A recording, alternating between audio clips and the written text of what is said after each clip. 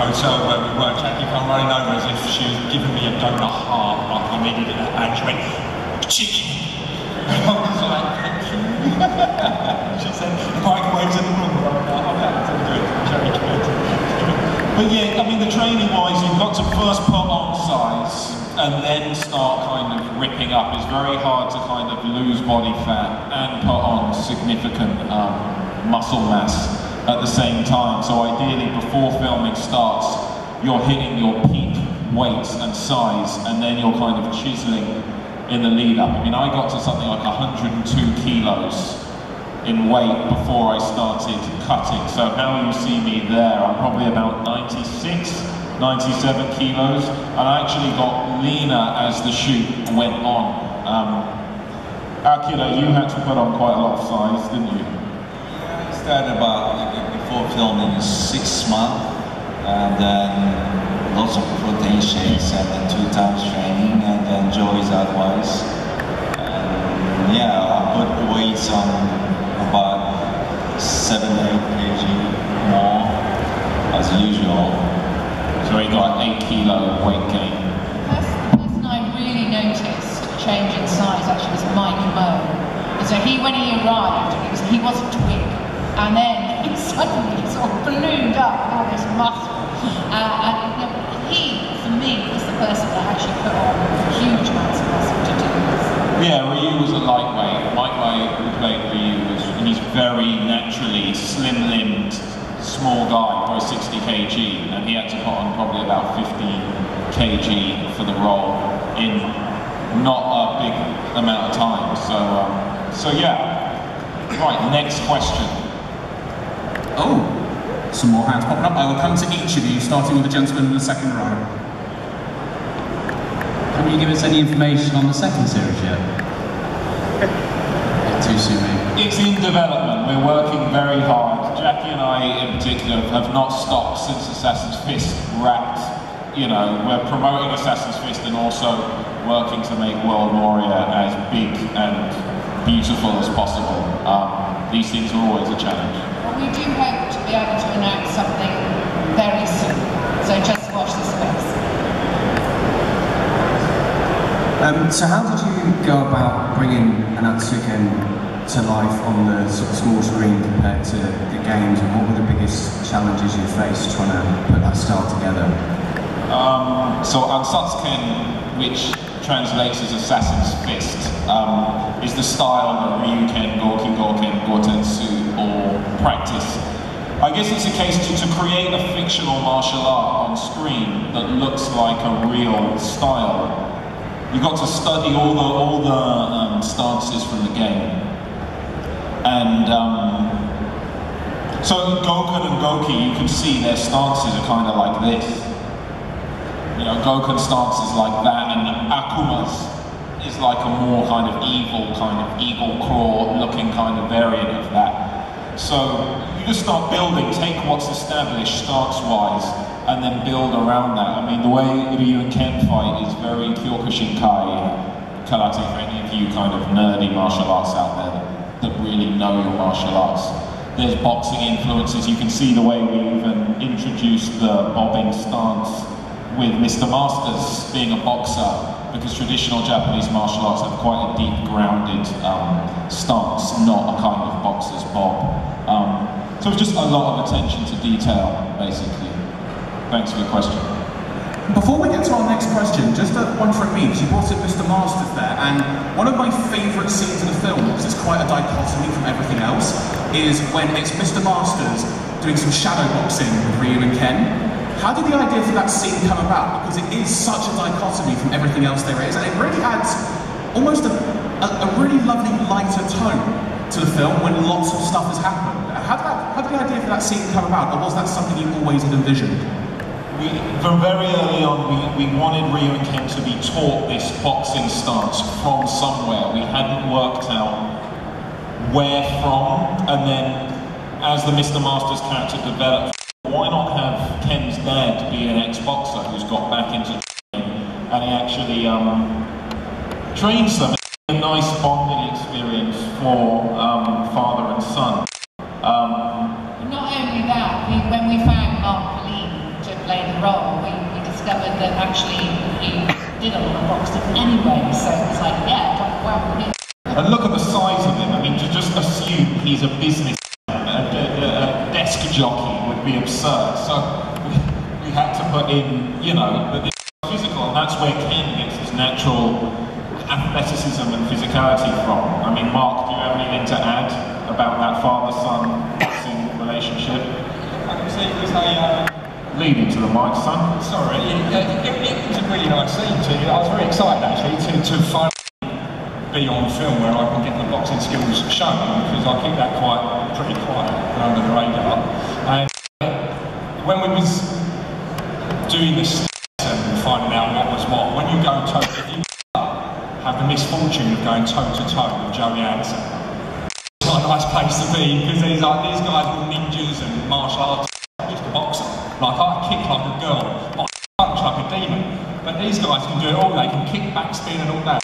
So, being in the company of great fighters, it was really nice. It just felt like you sort of come home in a sense. So it was a pleasure for me to be doing that.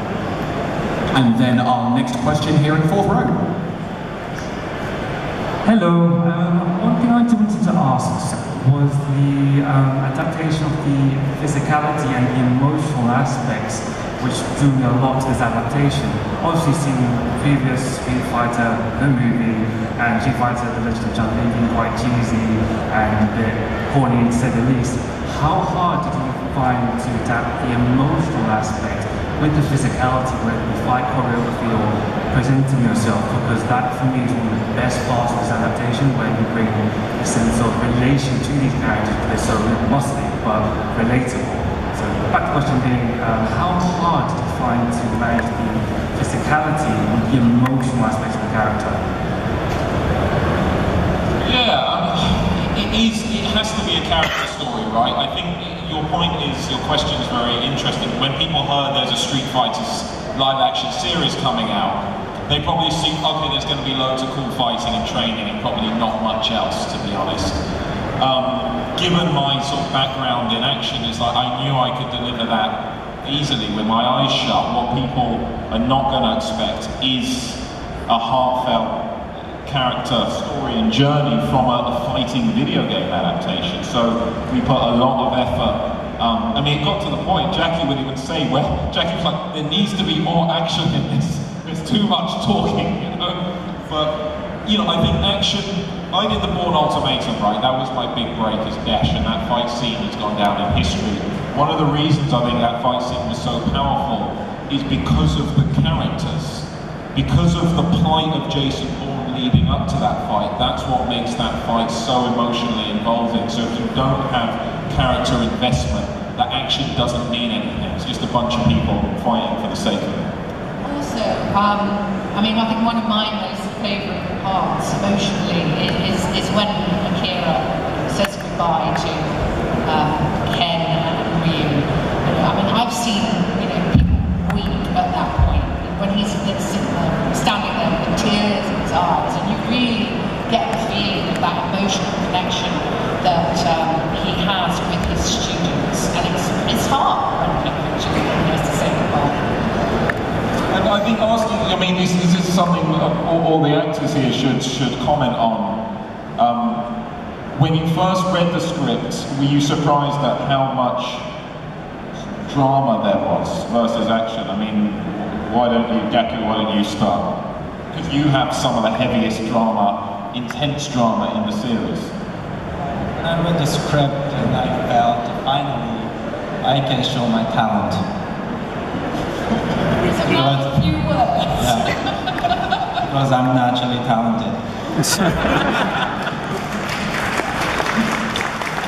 Akira, what about you? How did you feel about the drama of Assassin's Fist? Drama, I love the drama. Even each character's background and closing each other for the drama is so fantastic. Yeah, and then it is an honor to, as a storyteller, Gouken that I played. And yeah, I put lots of essence and my experience, and especially my father, like a kind of like a figure. Every time I watch the episode, I can see many times. I'm so happy to watch it again and again. Sure. Patrick Gill is our composer here. Now, a lot of that emotionality you felt, a large part of that is down to the amazing music of the series. Patrick, could you talk a bit about how you found writing for the drama and the emotionality? Well, it was tough. It was pretty tough going from the very beginning. First reading the script, like as Jacqueline first said, there is a lot of emotion in the entire script, and I didn't want to just bombard it with Street Fighter themes throughout the entire, kind of series, and it was a very different story. We're seeing like the origin of Ryu and Ken, going through their training. So the music kind of had to, resemble that. Like, it had to be very much done in the sense of a narrative. So you don't actually hear, I don't know if any of you noticed, but you don't actually hear the Ryu theme until about episode 6, when Akira or Gouken is carrying the baby Ryu on his shoulders, and he first mentions his name's Ryu, and that's when you first hear the Ryu melody. That's basically what we wanted to do. We wanted to have it develop as the characters were developing, and with Akuma too, there was a very dark kind of Satsuo no Hado undertone. So whenever Akuma's on screen, you always hear that kind of low end bass. It's me just hitting a low note on a bass synthesizer. And there was a large darkness with that character, and a lot of the kind of music, so I had to resemble that. And it was a tough 3 months, waking up every day and then having to work on it until about 10 o'clock at night, and then going to sleep and then waking up and doing it all again for about 3 months. And it was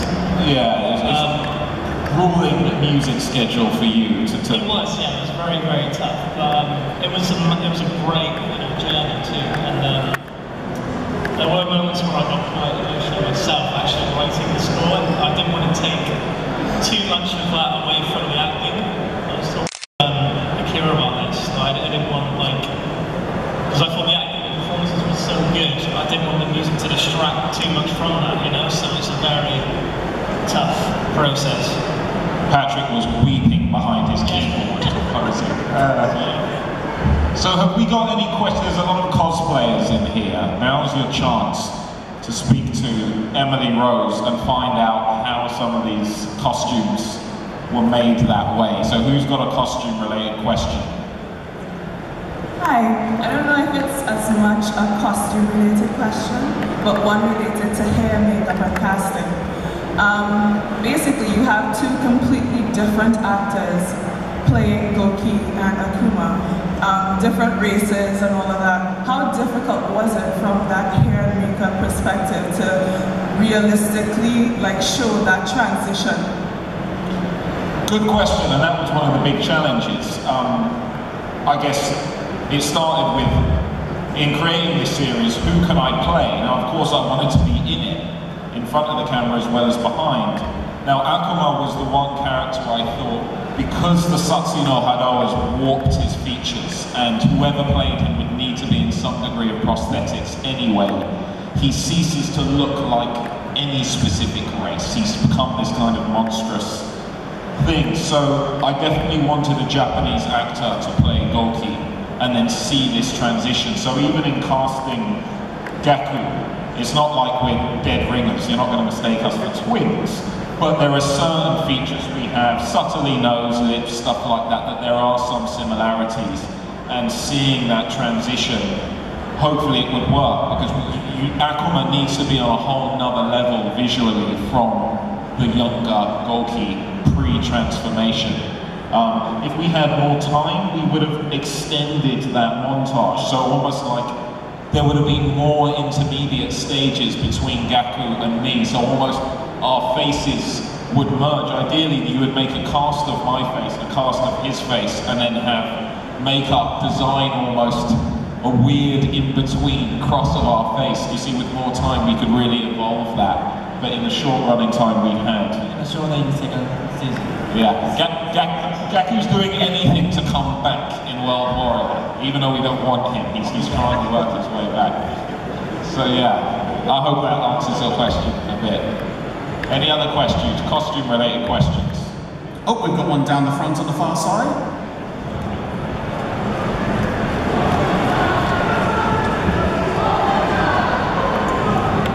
So when you're like doing the fight scenes and everything, you're moving quite a lot, and obviously you've got like a costume on, and you kind of want to show that it's moving naturally, but at the same time you don't want it to move around too much. Do you have to like affix the clothes in a specific way so they stay on? No, we didn't do that, because when you do that it looks like it's been stuck on and it's stayed. You really need to kind of have it looking natural, so if you start tying things down or stitching things down, then that's natural, that it's not moving with the actor in real time. The only thing we might do sometimes is make something bigger, the trousers, so the harness can fit underneath and give him some more room in that sense, but or weights perhaps to make things flow a little bit better, but not really stitching things down. And with that being said, everyone, unfortunately, we are out of time. However, if you would still like to actually meet Joey and perhaps some of the other cast and crew, they are here today. Very, very shortly, they're going to be heading over to the MyM stand. Joey and the cast will be to do a signing there, just across the way, out of here in Theatre A, I should say. But with this being said, everyone, Street Fighter Assassin's Fist is out on Monday. DVD, Blu-ray, and Unlimited Edition. Steelbook, you heard us talk about them earlier. If you go to the North Hall today, to the manga stand, look for the big banner in the sky that has manga in bold caps. You can't miss it, trust me. You can buy the DVD